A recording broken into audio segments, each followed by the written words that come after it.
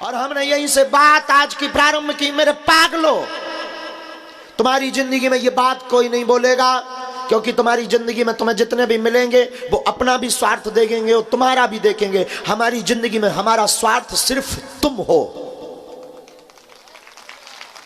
हमारा स्वार्थ है जगाना। हम जब तक तुम्हें जगाएंगे नहीं तब तक हम होश में नहीं बैठेंगे, न चैन से बैठेंगे। लोग हमसे कहते तुम इतनी मेहनत क्यों करते हो। लोग हमसे कहते आप इतना परेशान क्यों रहते हो। लोग हमसे कहते कि इतना समय देने की क्या जरूरत है। एक डॉक्टर, बहुत बड़े डॉक्टर ने तो हमारे लिए एक चार्ट बना रखा, 3 घंटे ये करिए, 1 घंटे ये करिए, फिर आप ब्रेकफास्ट करिए, फिर आप लंच कीजिए। उसने चार्ट बढ़िया उसको मड़वा करके रख दिया। आज तक हमने उसको पढ़ा ही नहीं ठीक से, और पढ़ना भी नहीं चाहते, क्योंकि उसने जो लिखा वो हमें कर नहीं पाना है। बेफिजूली में टाइम क्यों बर्बाद करें। और एक व्यक्ति हमको बहुत पुराने समय में मिला था, उसने कहा गुरुजी कई बार मन बहक जाता है, आपकी बातें सुनते हैं तो लगता है कि आप बात बहुत अच्छी कर रहे हो, लेकिन किसी दूसरे की सुनते हैं तो हमें लगता है वो भी ठीक कर रहा है। हमने कहा यही तो तेरी चालबाजी है प्यारे। तू दोनों हाथों से लड्डू खाना चाहता है। तू चाहता है कि घर वाली भी रखूं, बाहर वाली भी, और दोनों एक साथ हो ही नहीं सकते। तू चाहता है कि नाग को दूध भी पिलाऊं और नाग काटे भी ना, दोनों एक साथ हो ही नहीं सकते हैं। तू चाहता है सूर्य में धूप का आनंद लूं और रात की चांदनी में मैं कीड़ा भी दोनों एक हो ही नहीं सकते हैं। तू चाहता है मुंह भी फुलाऊं और गजल भी गाऊं, दोनों एक साथ हो ही नहीं सकता है। तू चाहता है मैं एक आंख से रोऊं, एक आंख से हंसूं, दोनों एक साथ हो ही नहीं सकता है।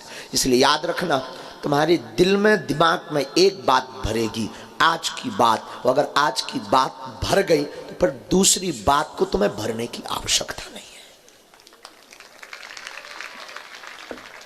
और फिर इसके बाद तुम एक शेर गाया करो, आंसू जब सम्मानित होंगे मुझको याद किया जाएगा। आंसू जब सम्मानित होंगे मुझको याद किया जाएगा। जहां प्रेम की चर्चा होगी मेरा नाम लिया जाएगा। जहां जुनून की चर्चा होगी मेरा नाम लिया जाएगा। जहां लक्ष्य की चर्चा होगी मेरा नाम लिया जाएगा।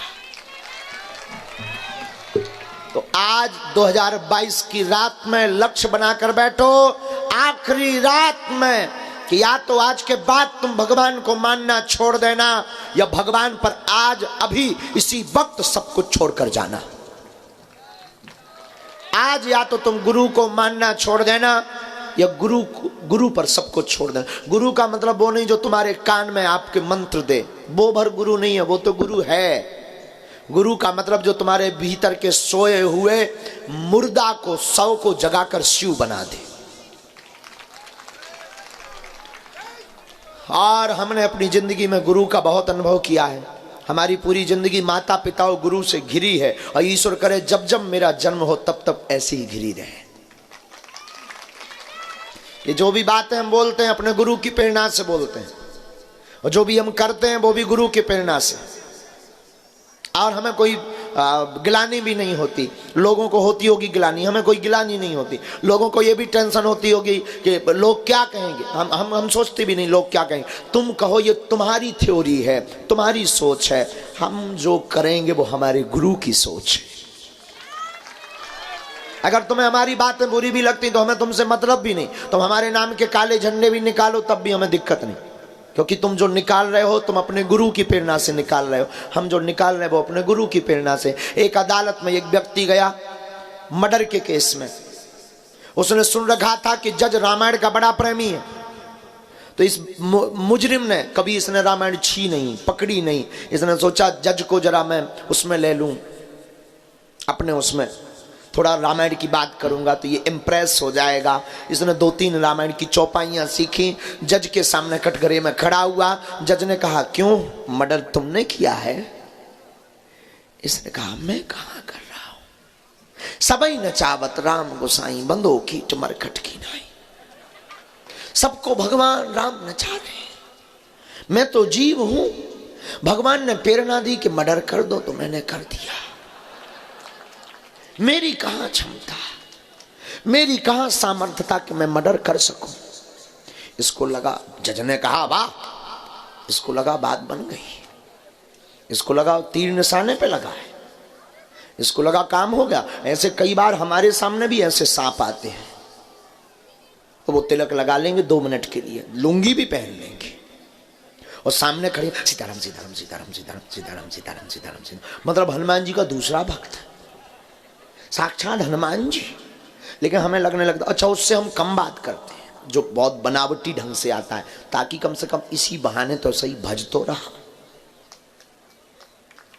जज ने कहा कि वाह क्या बात है, इसको लगा काम बन गया, अब तो लगता है मैं बच जाऊंगा। जज ने कलम उठाई, फैसला सुनाया। ये अदालत तमाम गवाहों और सबूतों को मद्देनजर रखते हुए इस फैसले पर पहुंची है कि अमुक मुजरिम को आज ही फांसी की सजा दी जाए। इसका दिमाग खराब हो गया कि सब फेल हो गया, आखिर ये है क्या? हमने कहा ना हमने नहीं किया, भगवान ने करवाया है। लेकिन जज भी यहां दमोह का आदमी था, दमोह का जज, मुजरिम भी दमोह नाकई का था। ऐसा भी मत मानना कि केवल जज भर, दमोह का ही जज था। उसने भी बुद्धि लगाकर कहा तुम्हें भगवान ने प्रेरणा दी कि मर्डर करो, मुझे अभी अभी मेरे भगवान ने प्रेरणा दी कि इसको फांसी दे दो, झंझट खत्म। तुम्हारे भगवान ने तुम्हें प्रेरणा दी, हमारे भगवान ने हमें दी। अब उसमें दिक्कत क्या है? हमारे चंगीलाल को एक बार कुत्ता ने काट लिया, हमारे पास भागा भागा आया, गुरुजी मैं तो हैरान हूं, मैं बदला लूंगा, बोलो क्या करूं, काटूं? मैंने कहा एक काम कर, मार क्यों रहा, कुत्ते को तू जाके काट, हिसाब बराबर। और वो इतना पगला के काट के आ गया। और हमने पूछा क्या हुआ चंगीलाल? बोला आपकी कृपा से मैं बदला ले आया हूं। अब बताओ इसका बदला कोई काम करेगा क्या? कुत्ते का तो बदला काम करेगा, कुत्ता ने तो काटा है तो पक्का है जहर चढ़ेगा, लेकिन यह किसी को काटे इंसान तो क्या फर्क पड़ेगा? अरे भाई कोई कुत्ता काटे तो बेफिजूली में तुम उसको काटने मत दौड़ो, एक काम करो इंजेक्शन लगवाओ, उस गली में मत जाना जहां वो कुत्ता रहता है। उसी प्रकार अगर कोई तुम्हारे खिलाफ बोल रहा तो उसके लिए अपनी बॉडी को सुरक्षित रखने के लिए गुरु कृपा का इंजेक्शन लगवाओ और उस पगला की गली में मत जाना। वो बोल रहा है अपनी बुद्धि से,